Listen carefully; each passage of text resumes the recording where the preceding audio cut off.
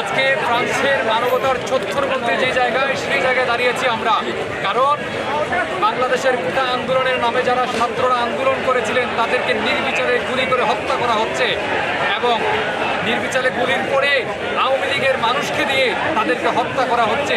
তাদের প্রতিবাদে আজ আমরা প্রবাসী রেমিটেন্স যোদ্ধারা একত্রিত হয়ে তার প্রতিবাদ ও নিন্দা জানাচ্ছি এবং এই স্বৈর সরকারকে পদত্যাগ করার জন্য আমরা বিনীতভাবে অনুরোধ জানাচ্ছি।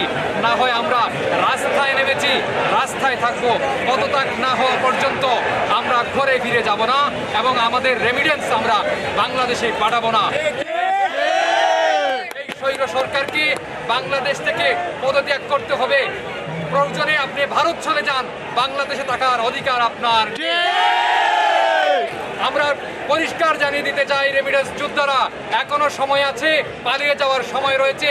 যত দূর সম্ভব তাড়াতাড়ি ভারত পালিয়ে যান, বাংলাদেশে আপনার ঠাঁই হবে না।